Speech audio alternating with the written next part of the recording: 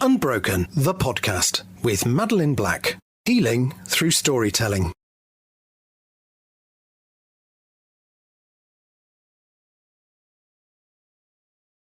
Hello and welcome to Unbroken, the podcast with me, Madeleine Black, where I am interviewing interesting people that I have met along my journey. And today my guest is Graham Frost.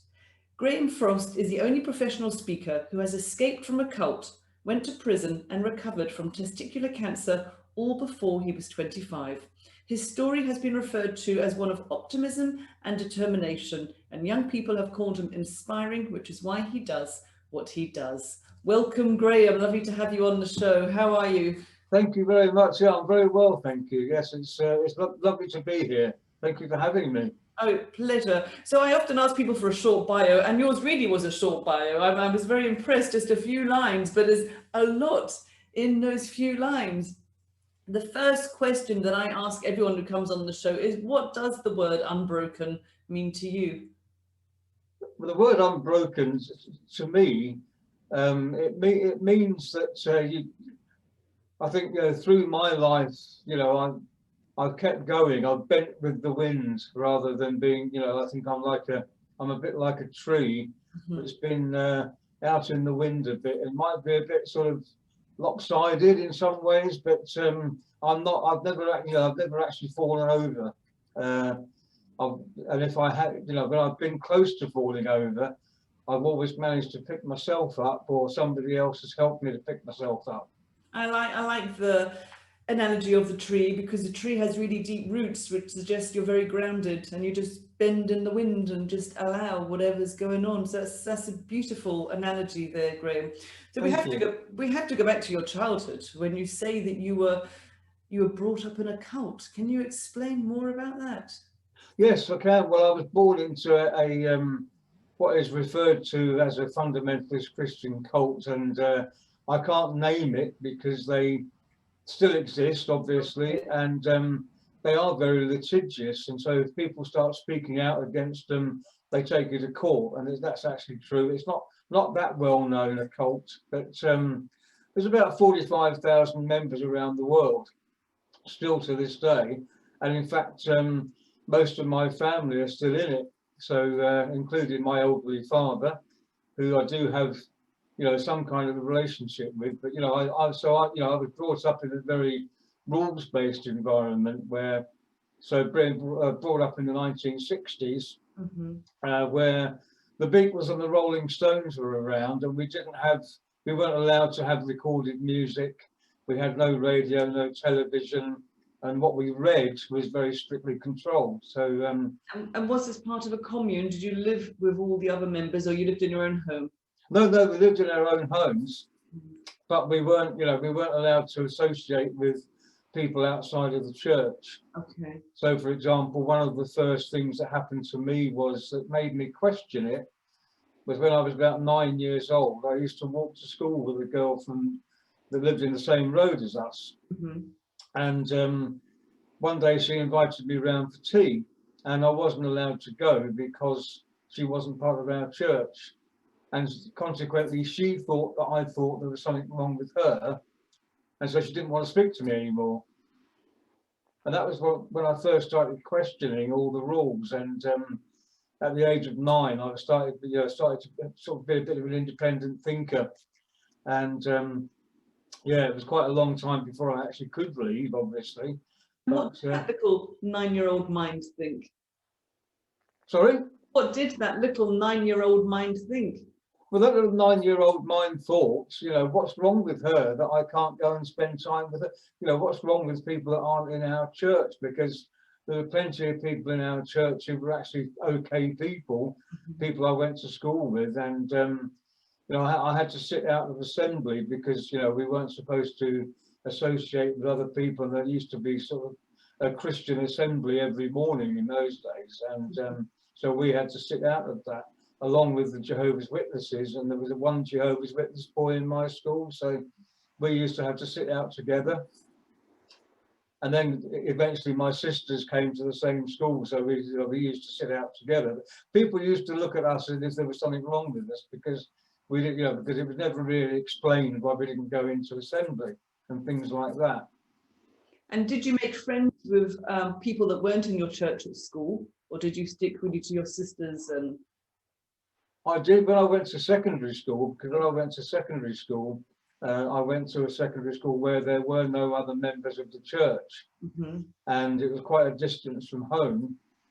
And so that was where I thought, well, you know, nobody knows what I'm doing now, so I can be a bit more friendly with people. So a bit of freedom then. Yes, it was. I suppose it was a taste of freedom, because it was a long, you know, the school was a long way from home, because I failed my 11 plus, and had I passed my 11 plus, I would have gone to the same grammar school as my cousins who were in the church, and you know, I would have probably had to conform a lot more there. But in fact, I went to a comprehensive school, and I, you know, found it a much more free environment for me. I could associate with other people, and nobody cared, nobody knew. And when did you decide that this way of living wasn't for me?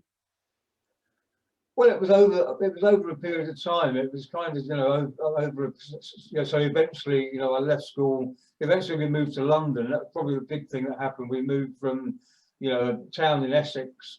My dad got a job in London and didn't want to commute, so he decided to move to the East End of London, which was like huge culture shock, and actually in a good way, because it was a very multicultural area even then, in the late 60s. And so, you know, I went to a school in London then. I did my last 2 or 3 years at school in London, and it was a very multicultural school. So there was black kids, there was Asian kids, and I was like, oh, this is different, you know. And open up your eyes a little bit. Yes, absolutely. And once again, there were no other kids at that school who were in our church. It was a very, very small group in that part of London, and they the kids from actually went to different schools to me. So yeah, so you know, it just became easier to rebel, I suppose, because I wasn't being watched all the time. And when you say rebel, what does this rebellion look like? Well, I mean, some of the things, like I started smoking, which is, you know, something I'm not proud of that, and I gave up a long time ago. But you know, I started smoking when I was 14, and because everybody smoked in those days, you know, so it became a. But you know, I used to go home. I'm sure in common with many other people of my age, go home and sort of smoke in my parents' bathroom with the window open, and expect them not to actually be able to smell it and things like that. But I'm sure I'm not the only person that ever did that. You're not. I think we smoked mint cigarettes so that people couldn't smell it, but yeah, they were just revolting. And they menthol cigarettes. Menthol cigarettes. Yeah, so I think they've banned them now, haven't they?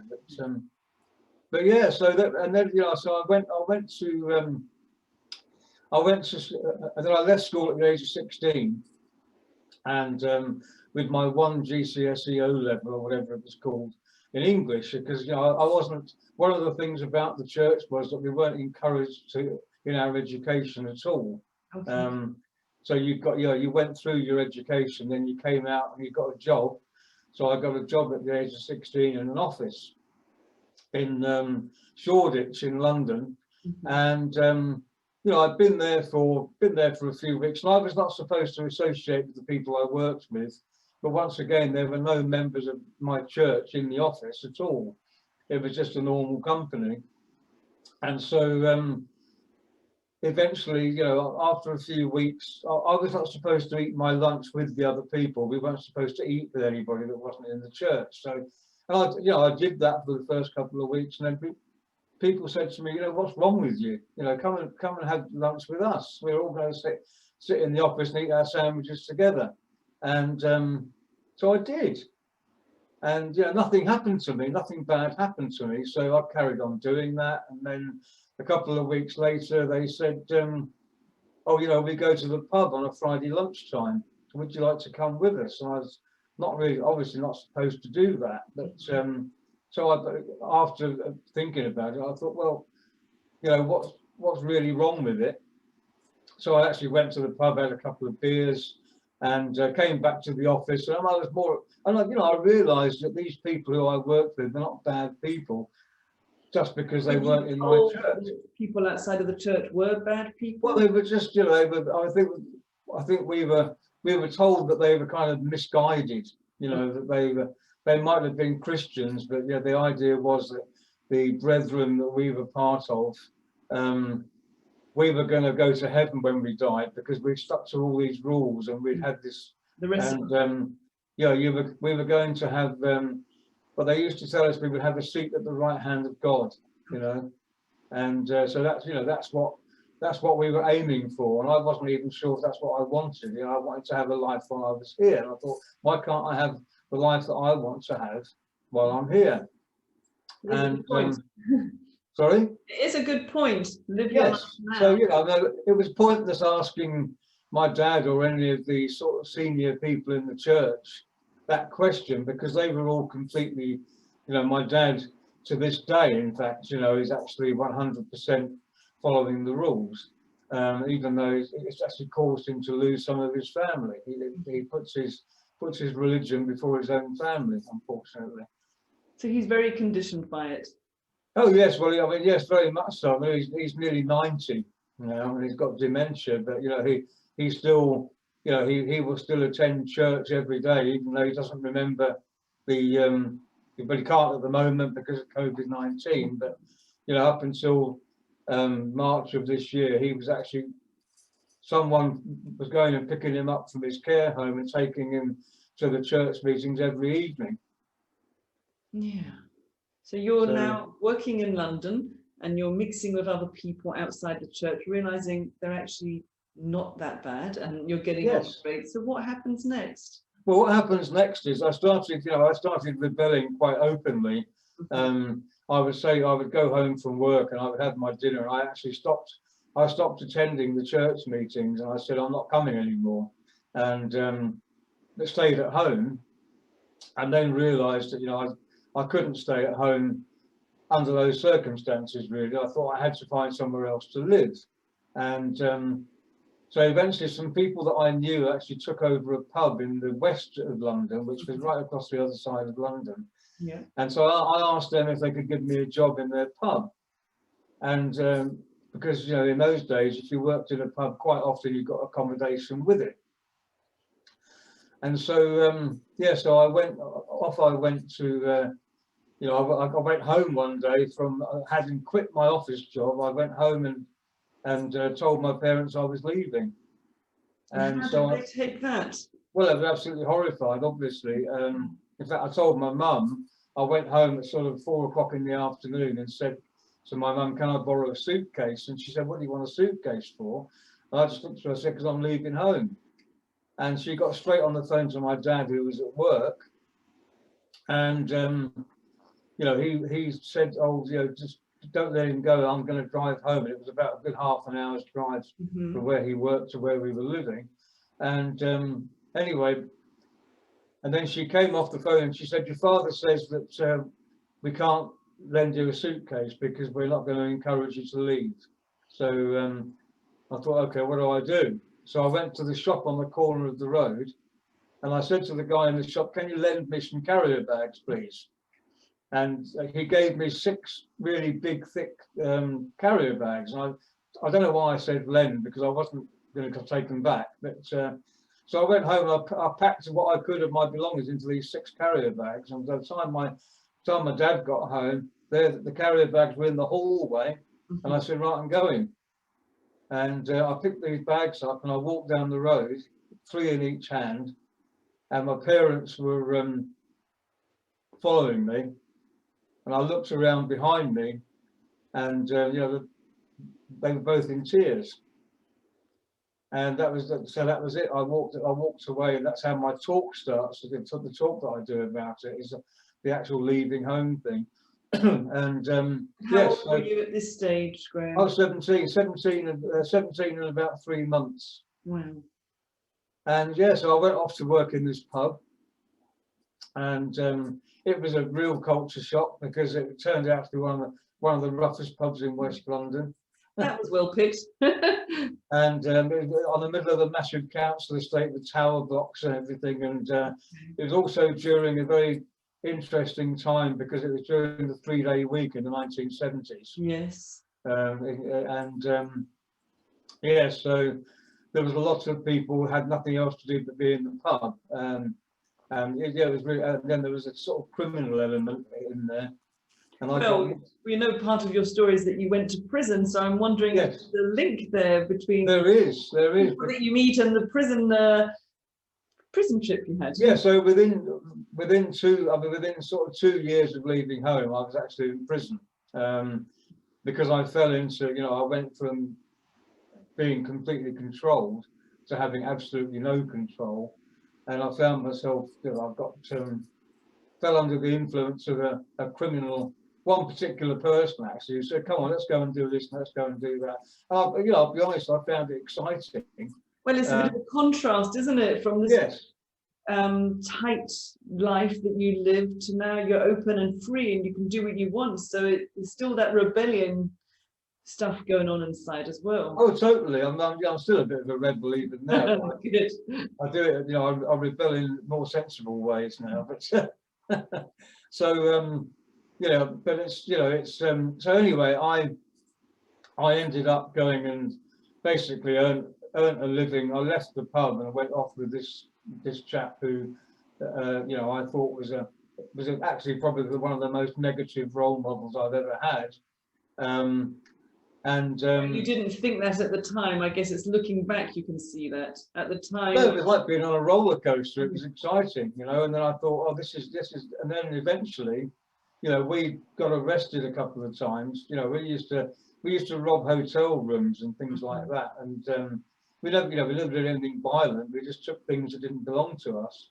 And it didn't feel right to me. I mean, it was just exciting. I knew I was doing wrong, but it was exciting, and that was the thing about it. And then, I did end up being arrested and actually remanded in custody. And this was for robbery as well?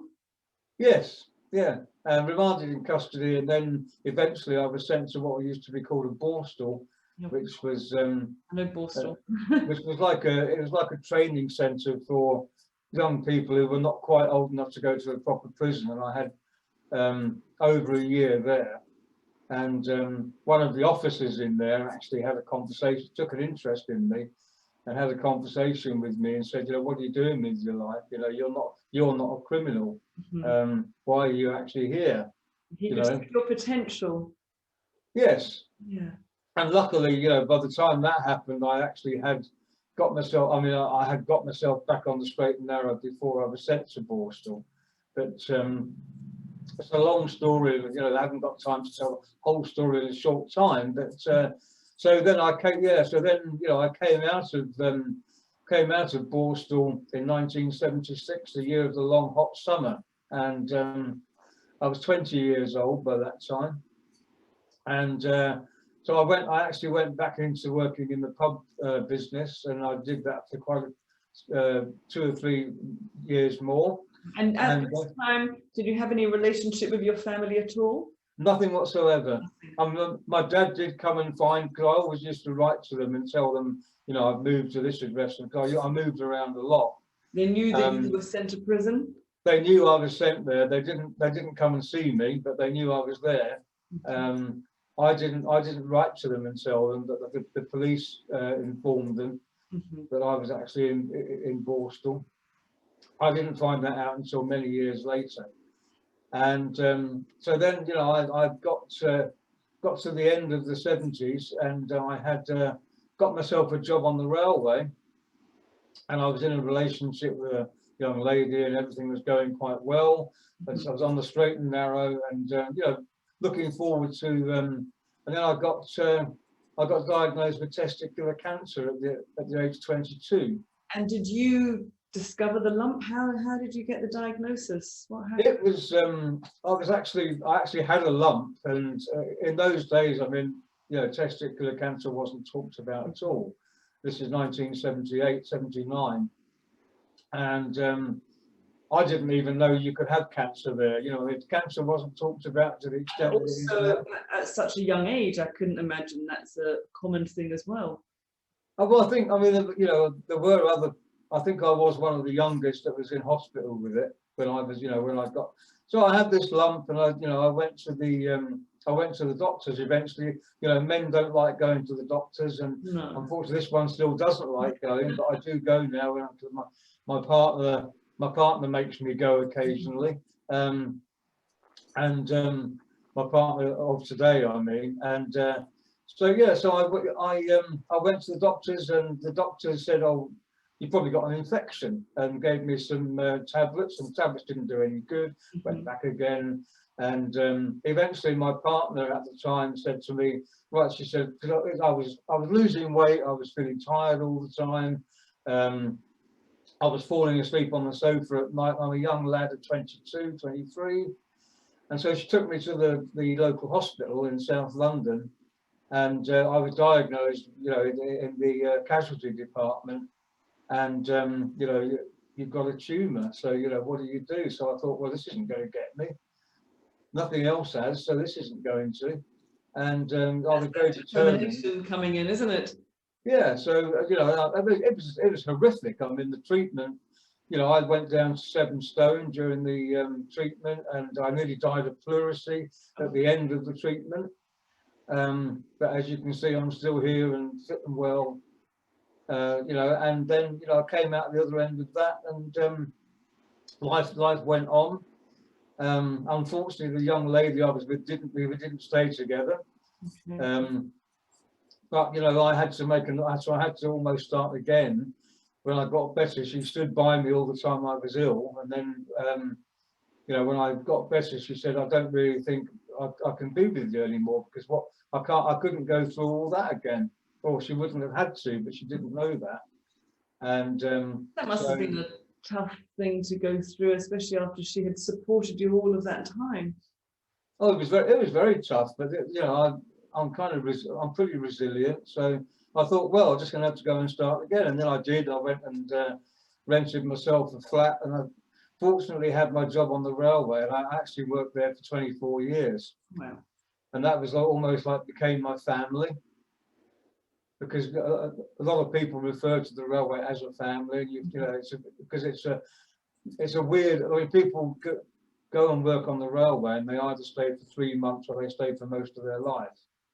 It's for some people and not others. And I had, you know, I enjoyed. And then I got into working in training and development through being there, because I was eventually offered a job in training and development, and that's how I got into speaking, you know. And so that was all part of the journey. And then eventually, you know, a few years later, decided that I was going to tell my story to help other people. Oh, so when did you first share your story? Who were your audience? The first time I can really remember sharing my story, I used to be in Toastmasters International, and one of the people I knew in Toastmasters, a lovely man called Jim Reynolds, he used to run the Young Enterprise program in Milton Keynes, which is not very far from where I live. And he said to me, because he knew about the story, because I've spoken about it in Toastmasters a bit, and he said, "Can you come and tell your story to a group of young people at an awards ceremony for Young Enterprise?" So I said yes. So I went along to a school in Milton Keynes, and I was on a stage in a lecture theatre with 250 young people and their teachers. Wow. And I told my story. You know, I spoke for about half an hour or so, and then took questions. And I thought, you know, this is what I was meant to be doing.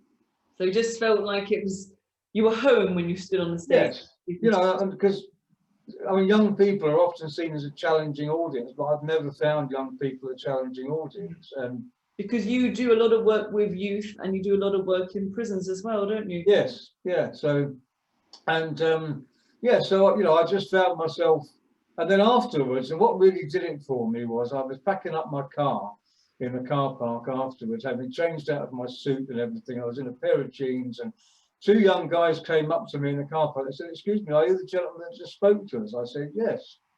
and they said, can we just say that you inspired us? Hmm.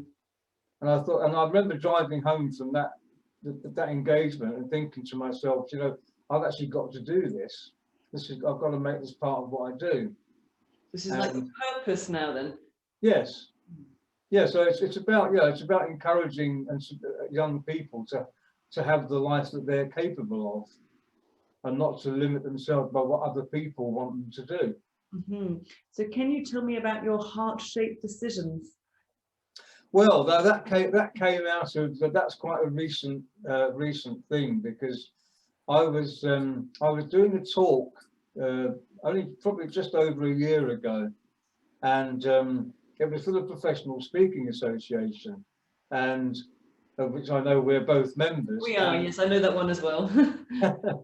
And so I was doing a talk for the PSA in London, and I think it was a year ago in September, and so much has changed in all that in that time. It has. And I'd spoken there before, and I was lying in bed on the Sunday before I was speaking there on the Saturday, and thinking, what can I give the audience that they haven't heard before? And because I was speaking about decision making and you know, how I've made the decisions I've made in my life, all the big decisions I've made in my life, and I thought, well, all my big decisions have actually come from the heart. Mm-hmm. And it's all based on, for me, it's all based on how I feel about things, and feelings come from the heart. Yeah. So I just popped into my head, you know, heart-shaped decisions. I thought, well, that sounds interesting. And then I was lying in bed, grabbed my phone and Googled it very quickly to see if anybody actually was doing that. And there was nothing on Google about it. So I thought, right, that's it. That's what it's got to be. It's encouraging people to make heart-shaped decisions. Well, it's also coming from your heart, which is beautiful, but it's also trusting your instinct, your intuition, trusting life, you know, accepting this is where I'm meant to be. It's so many things, isn't it? A heart-shaped decision. It's not being manipulated. It's not being influenced by anyone else. It's just listening to your own sense, your own gut, and your own heart. Yes, yeah, it is. It is very much about all of those things. Yeah. So, but yeah, so that's kind of, and then so yeah, that's what I decided to do. So that's what I have a podcast as well, and that's, you know, about heart-shaped decisions, and you've actually been on it yourself, and and you know, everybody that comes on there talks about something that they've done in their life, which has been a heart-shaped decision. And I've met so many interesting people just as a result of doing that, including you. Mm-hmm. Yeah, it's great work. And the work you do in prisons, how is that? I imagine it's paused at the moment, but why do you like to work with people in prisons? Well, I think it is paused at the moment, unfortunately. It's like so many things, because it's not really possible to do it via Zoom or anything, or other platforms. But well, I think I think for me it was just the fact that I've actually been where those people are, and I've been where the young people are, and you know, I really want to help young people who really need help, and the ones that really need help are the ones that have kind of fallen out of the education system and that kind of thing. And people, you know, people don't care about them. And I actually do care about them, because I've been one of those people. I've been in their shoes where I felt that nobody cared about me. And I think for someone in prison to hear someone, you know, care about them, and, you know, they want them to do well in life, and they're going to encourage them, it just means so much. Yes, I think so. I mean, I think it does. I mean, you know, it's just about wanting young people to have, you know, to have the courage, if you like, and the conviction to have the life that they want to have, and, you know, to actually believe that they can be better. You know, I heard a story recently about a young woman who, at the age of 13 or 14, she had to make a choice between going to school or going into the drugs trade with her father. And she unfortunately decided that her life was going to be better if she went into the drugs trade with her father. Well, yeah, there must be an alternative to that. Yeah, that's a tough decision to make, isn't it? At such a young age. Absolutely, but that's the kind of thing that you find in, you know, in inner city areas. Like, you know, I live in Birmingham now, and it's frightening to see what negative role models there are out there for young people.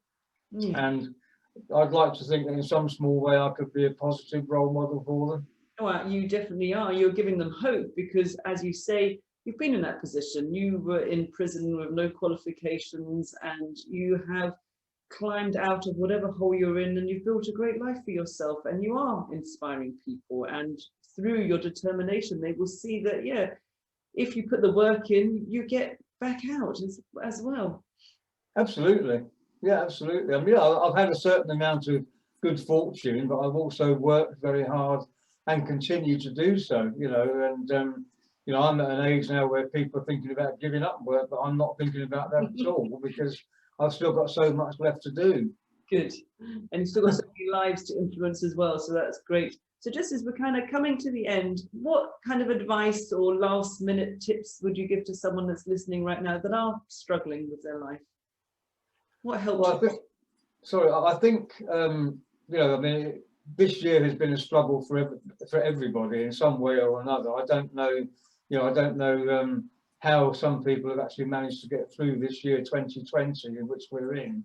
I would say, you know, really kind of, you have to find something positive in every day, no matter how difficult that is.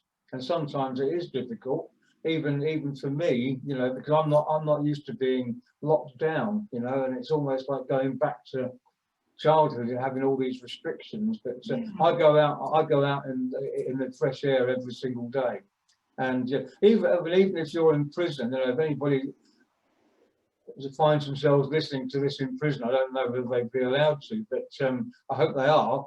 But you know, I mean, just take the smallest positive thing. If you see a ray of sunshine coming through a window or something, like I can see coming through my window now, you know, that's got to be something you've got to hang on to. There's something positive that happened today, and do that every day and build those things up into a more positive picture.